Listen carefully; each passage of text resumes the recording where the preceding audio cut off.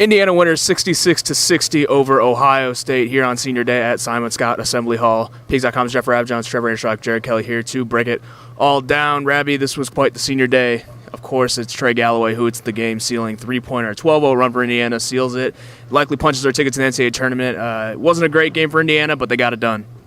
Yeah, I mean, I think it's going to be remembered as the Trey Galloway game. You know, he in the 12-0 run, he hits the early three to kind of get it going, and then he hits the three in dramatic fashion. There's some confusion. Why did the shot clock reset to 20 instead of a full?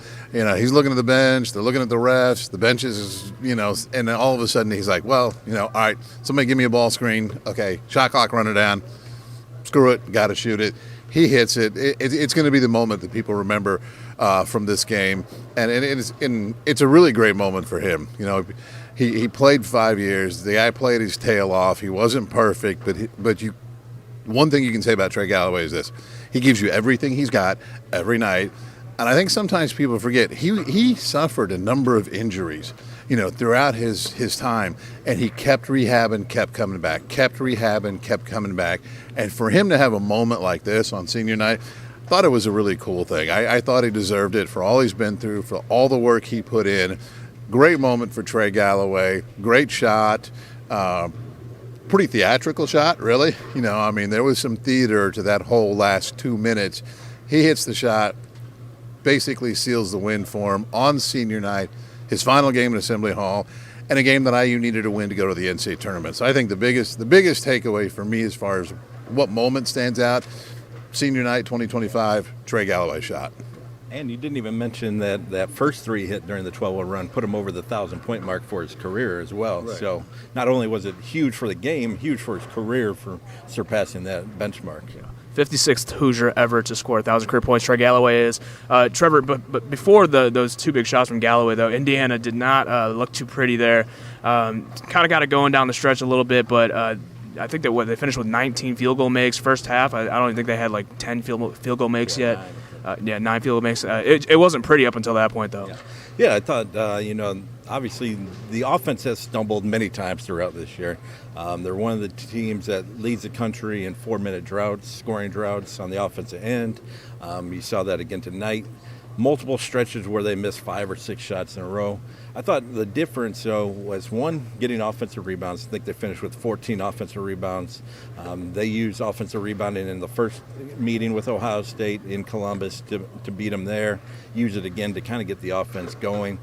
And then free throws in the second half. Hit 17 of 21 from the line to really power the offense when shots weren't falling. So you get offensive rebounds, you get second chances. Then you get to the foul line, you convert on those. You know, Luke Goody goes 8 of 10. Malik Renew goes 6 of 6. So you're actually, you know, cashing them in while you're there, and get there 21 times and a half is a really big time. So completely different from what we saw in the Oregon game, but tonight they use it to kind of propel them to the victory.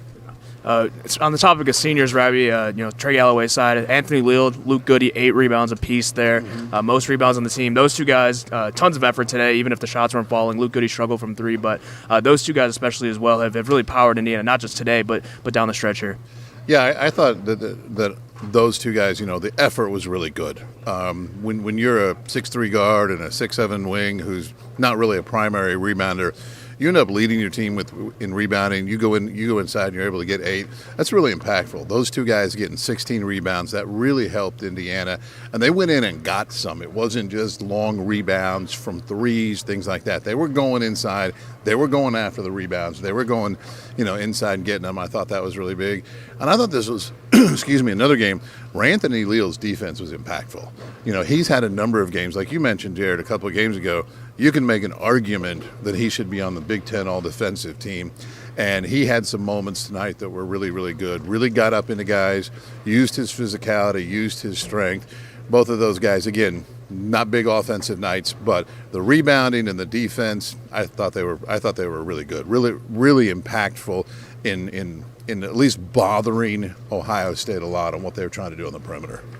Trevor, let's look ahead here. Next week, Big Ten Tournament, Indiana secures the single bye. I think they're locked up in as the 9 seed now. We'll see who they end up playing there, though. NCAA Tournament seeding, do you feel like Indiana at this point sits comfortably on the right side of the bubble with this win and going into the tournament? Yeah, from everything I've seen, they're an 11 seed.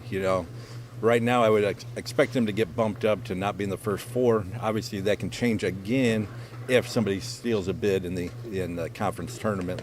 But you would think they would be in the NCAA tournament right now with this win, especially coming after the Purdue victory. I thought that was huge for their tournament resume. And now you follow it up with this home victory over Ohio State. So you sweep them, another bubble team. I think that gives them the leg up to be in the NCAA tournament right now. Wrapping us up here on senior day. When you look at this senior class, especially the 3 Indiana kids, you can throw Langdon Hatton in there, Umabalo as well. When you think about those 3 guys, Luke Goody coming in as a transfer, and then Anthony Trey Galloway, what do you think this class is going to be remembered by the most? I mean, I think what I'll remember is that, when they got a chance to play extended minutes, they helped IU win games. That lineup going back to the second half against Purdue, when Mike Woodson only played 6 guys, he played Anthony Leal, Trey Galloway, Luke Goody, all 20 minutes of the second half. If Indiana doesn't win that game, there's a real chance they don't make the NCAA tournament. Those 3 guys were impactful down the stretch in Indiana winning the games that they needed to win to get into the NCAA tournament. So I think that's what I'll remember about those guys, that when called upon, when given the opportunity, they answered the bell. They helped Indiana get into the 2025 NCAA tournament. And I also give them a lot of credit for this. This was without question a tumultuous season for the basketball program. They start off in the Bahamas. They're terrible. They get smoked a couple times. Everybody's asking serious questions. They have a really bad stretch when they start that stretch of 11 games against Quad 1 teams. Mike Woodson, he gets announced formally. He's not going to return. There's all kinds of just drama during the season. And those 3 guys were the steadying force. They really were. They figured out how to get everybody to just, okay, guys, let's calm down. We got a fight on our hands. Let's get our butts in the ring. Let's fight and see what we can do. So to me, I think that's what they should be remembered for. And just to build on that a little bit, not only adversity for, the big picture, each game they seem to get down 8, 10, 12 points and fight back, make it a game. Sometimes it wasn't enough to, completely come back and win, but they did not quit fighting all season long. They kept getting back into games, sans, Iowa and Illinois, those 2, they did not. But otherwise, they got back into games, made it competitive, and had a chance to win a bunch of these close games down the stretch, but just ran out of gas late or misexecuted late. But they did fight in games that they got down, got back into it, showed that competitive spirit, and really made it a game and a ton of opportunities where they had a chance to lay down and quit and get blown out.